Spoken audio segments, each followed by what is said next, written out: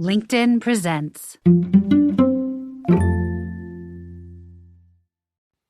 Welcome to the Human Capital Innovations Podcast. We're your source for personal, professional, and organizational growth and development, where we share original research, explore industry trends, and interview executives and thought leaders from across the globe. We hope you join us often for practitioner-oriented content around all things related to leadership, HR, talent management, organizational development, and change management. Maximize your personal and organizational potential with Human Capital Innovations Podcast.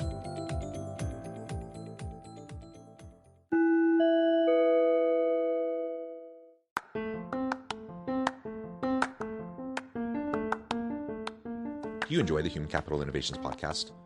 Enjoy ad-free listening by going to the Patreon page, and please consider contributing even at the producer or sponsorship level. And please leave a review. Thank you for your support.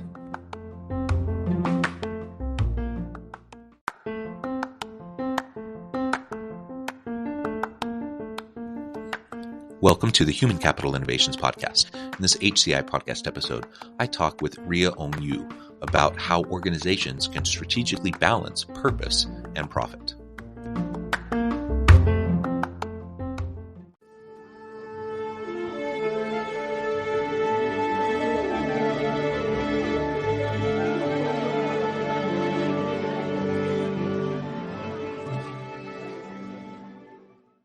Rhea Ong Yiu, welcome to the Human Capital Innovations Podcast.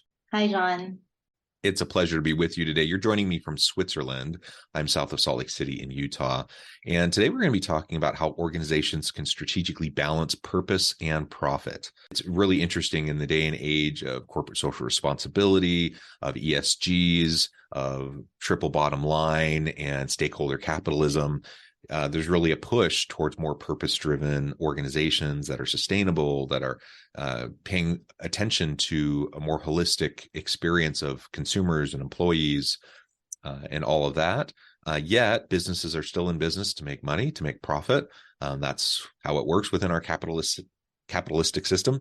And so it's interesting to think about how those two connect and balance with each other. And I'm excited to explore all of this with you today. As we get started, I wanted to share Rhea's bio with everybody.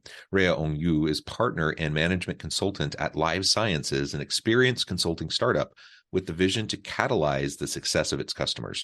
She is a synergy igniter, community builder, and real enabler. She thrives in the complex transformation world and uses her passion to ignite curiosity, spark change, and support leaders to unleash their inner superpowers.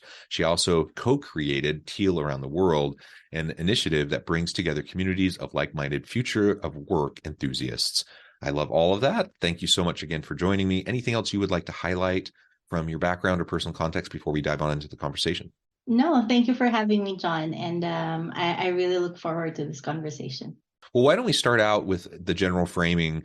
Again, this balance between purpose and profit. How do you view those components? How do you view this general balancing act that organizations and that leaders are engaging in?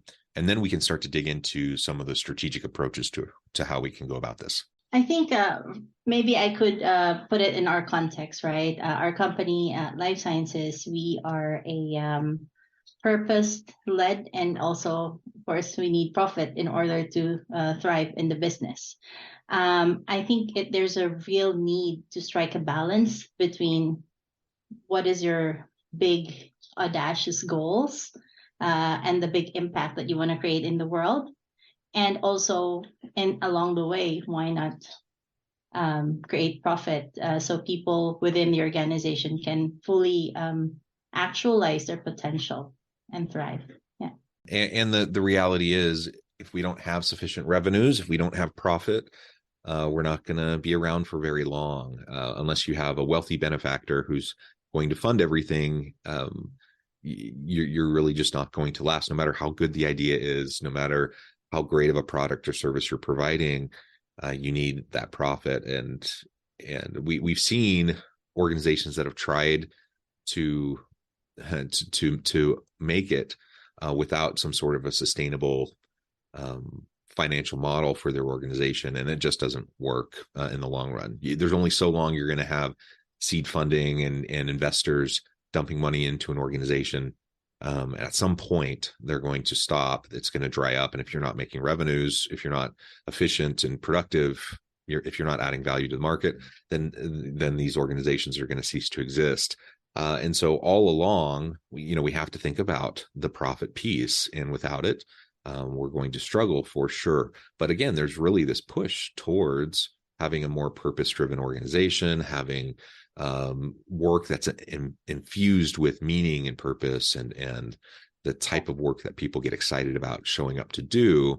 Sometimes that can be in tension with the profit piece. So how do we go about reconciling those elements? No, what you say is very important to recognize that, in order for companies nowadays to stay on the top of let's say the market, it's also important to be very clear on their purpose. There's a whole study that was published by Forbes in 2017 where they said that the buyer behavior is actually taking purpose into account more than anything else these days. So there's a clear intention around why people want to patronize your product and your business, right? And why people want to work with you.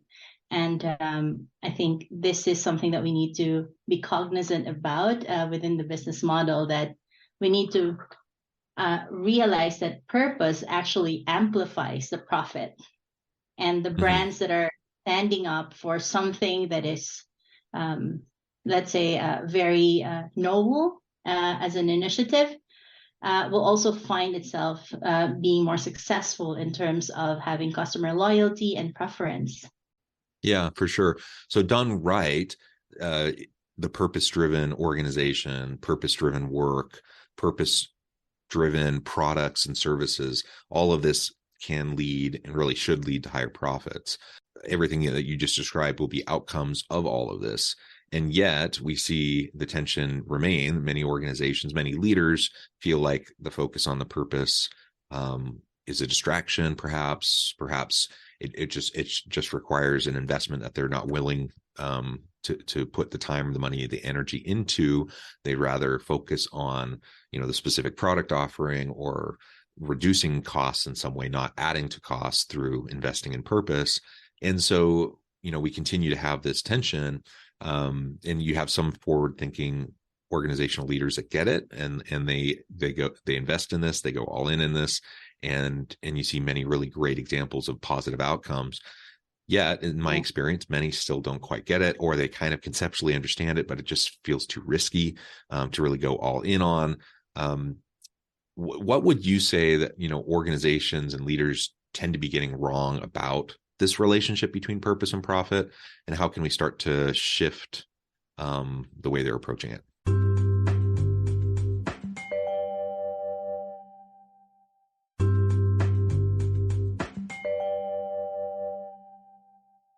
I think there's many things that I can think of.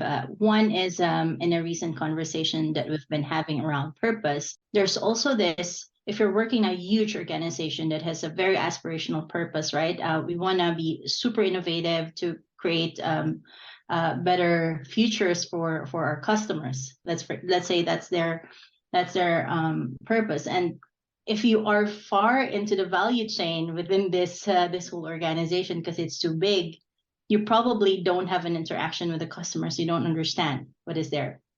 And there's a need to invest and to bridge that understanding of, is my purpose actually, my personal purpose, aligned with this company purpose? That's one thing, right? Is your purpose very aspirational for your own people as well, that they can really see themselves serving that purpose in their day-to-day work, no matter how far they are from the customer? And that's one thing to bridge. And the other thing is, I think there's a notion that businesses are still very much profit driven. And so how do we change that narrative? How do we actually look at what is the impact we're trying to create as a business? What are we trying to bring to the world that will actually maybe shift the needle in terms of the conversations we're having? I love how there's the ESG and all of this. agencies that allow us to anchor into something meaningful. Yeah. You have social impact investing. Again, triple bottom line, people, planet, profit. Profit's still there. We're not suggesting that we don't have a profit. In fact, again, as we've mentioned, if you don't have profit, if you don't have revenue, you're going to struggle to continue to exist. And so that's definitely important. But I love the focus on the purpose, the people, the planet. All of those elements are so critical if we're going to look at things holistically. I think about all the negative externalities from if you think back to your Econ 101 class that you took in college or high school, you talk about negative externalities, like the free market has many positive components to it, but it produces negative outcomes, especially in terms of exploitation and hurting potentially employees, customers, the environment. And so that's why we have things like government regulations. That's why we have industry standards, and there's self-policing within industries. That's why there's been this movement towards more responsible businesses, CSR and ESGs and such, that we just recognize that there are these negative consequences of a capitalistic free market system that needs to be corrected for.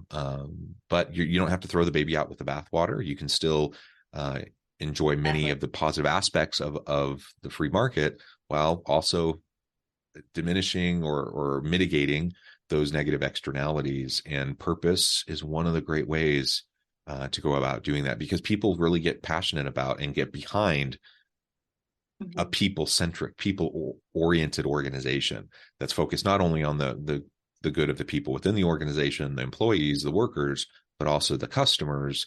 And they recognize the need, the role they play in their community, the needs for from an environmental perspective, et cetera, the social impact components of what the business is doing or could be doing, the impact that they could be having. All of that really contributes to this framework. And man, the public sentiment around this has changed dramatically over the last, I don't know, certainly the last 10 years, but really the last, couple of decades. I've seen huge shifts, which I think is largely positive, still somewhat performative for some organizations, but the narrative is shifting. Yeah, I completely agree with you. I love seeing that the narrative is slowly, moving into a good direction. You asked earlier, what other things do I see? There's also this notion that purpose work is left to a philanthropic initiative. And I would dare say that it's a lot more than that. Giving money to whatever causes, societal social impact businesses and all of that, it will not change the economic problems, right? It will not make it go away. What does make it go away is when we actually have like real investment of our resources, not just money, but time, thinking, strategy, and the capacity to acquire both the tangible impact and the intangible ROI, which is the fulfillment of the individuals within your system. So let's now spend the rest of our time talking about specific strategies organizations and leaders can take as they're trying to strike this balance between purpose and profit. You've already addressed some of the things organizations are getting wrong, some of the types of mindset shifts that need to occur. What are some of the specific strategic approaches that we can take as we're trying to strike this balance, perhaps shift a culture within our organization? I think the concept of a shared value thinking is very relevant here. When I say shared value thinking, it's about, how do I create a purpose statement within my organization that resonates with my customers, my patients, if you're in the healthcare industry, and also with my people who are working within the organization, right? How can we create a platform for inspiration, a platform for collaboration, to find synergies that we can solve the problems that we are facing or address the needs that are unmet in our society? That's one thing that really comes up to me more and more, is how can we move into that ecosystem where we have partnerships, and we tap into those partnerships to help address the different needs that we see that are emerging in our space, in our business, but also in the market that we are trying to capture.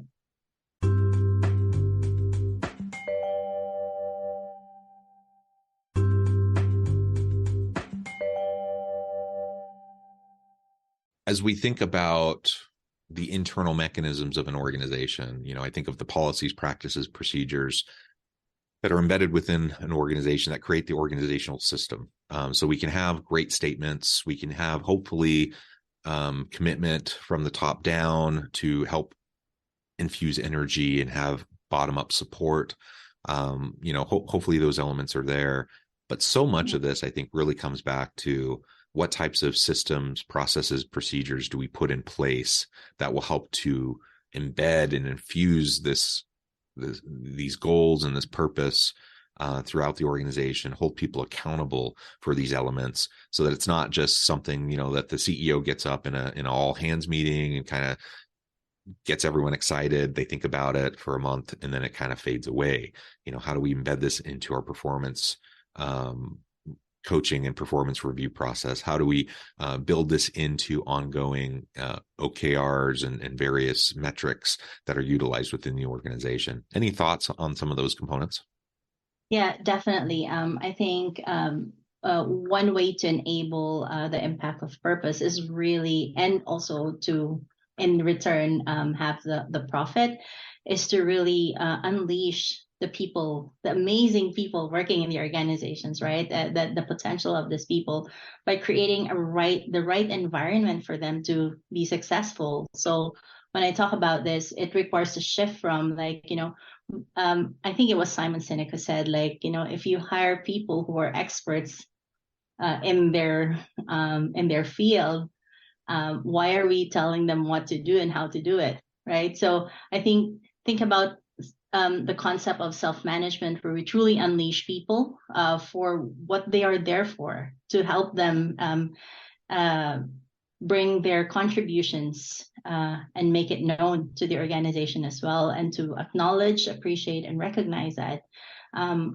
Another aspect there is paying attention to the behaviors within the organization that I would like to change. So me as a leader, for example, what are the things that will help me create this right environment for others?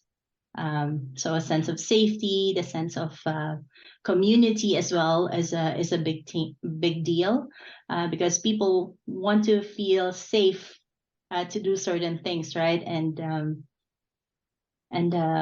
be their best version of themselves in the workplace.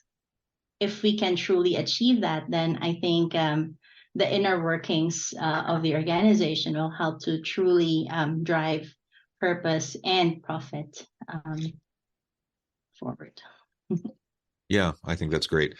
So I would encourage the audience, anyone listening today, you're thinking, yeah, this makes sense. I want profit, my profit-driven organization to also be purpose-driven.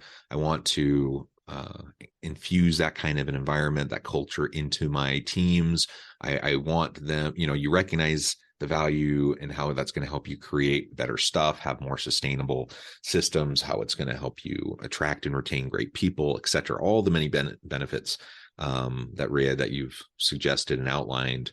And there really is a lot of research to go behind all of this. So you're sitting there, you're listening to this, you're thinking, this sounds good. Conceptually, you understand it's important. It can be a little daunting to take the first steps to try to drive some organizational change in this direction, especially if you have a very kind of rigid organizational bureaucratic system, if you have a very compliance-oriented or a very autocratic type of organizational structure and system. It can be challenging, but I would say start having the conversations with key stakeholders within your organization, with key leadership roles. There's different ways about this. And I think every individual leader, regardless of your specific title or role or span of influence, regardless of where you're at in the hierarchy, you have the opportunity to influence things and create the environment within, at least at a minimum, within your kind of sphere of influence, your bubble, and the people you work directly with. But you can be an advocate, for more bottom up types of approaches and pressure to put on management. You can help to create, coalitions of interested individuals like yourselves that might be in middle management, to continue to pursue this and push this kind of a dialogue along. I think all of that's healthy. When you have a CEO that's committed and can kind of push a top down approach and support it with resources, that's fantastic. That doesn't always happen that way, and so let's look for other ways, and at a minimum make sure that we're creating a really great environment for our teams and infusing purpose and meaning into what work looks like for our organizations, for our specific portions of the organization. And maybe we can finish there just by talking a little bit about really the future of work and how purpose connects with the future workplace. We already know that purpose-driven work is important. Where do you see things going in the next 5 years? And how do we prepare for that future? I think the questions that people are asking themselves, the questions that we are asking ourselves have also changed, right? And based on those questions, we are also seeing a shift in how courageous can I be in making a small change tomorrow? Like being mindful that I cannot change the world overnight. What is the small change that I can do every day that will get me somewhere? And I think this is a conversation that many teams are starting to recognize. And has, if you think about, if we change one small thing every day within 20 days of a work week, you actually have 20 changes within a team. That's massive impact. If you think about 20 people in a team, that's exponential. So I think the concept of recognizing that there is power to change some things in small incremental ways is going to really contribute towards the future of how work is going to evolve. Yeah. Wonderful. Rhea, this has really been a great conversation. I know at the time I need to let you go here in just a minute. But before we wrap things up, I wanted to give you a chance to share with the audience how they can connect with you, find out more about your work, and then give us a final word on the topic for today. Thank you, John. So yes, thank you for connecting with me. You can reach me on LinkedIn. You can find me on LinkedIn with Rhea Ong Yiu, RHEAONGYIU, and or drop us an email at action@lifesciences, and we will be happy to connect with you if you have any questions. Thank you. Yeah, perfect. Rhea, thank you again. It's been a pleasure. I encourage the audience to reach out, get connected, find out more about what Rhea and her team can do for you. And as always, I hope everyone can stay healthy and safe, that you can find meaning and purpose at work each and every day. And I hope you all have a great week. Do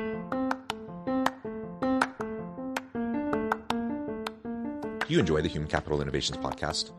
Enjoy ad-free listening by going to the Patreon page, and please consider contributing even at the producer or sponsorship level. And please leave a review. Thank you for your support.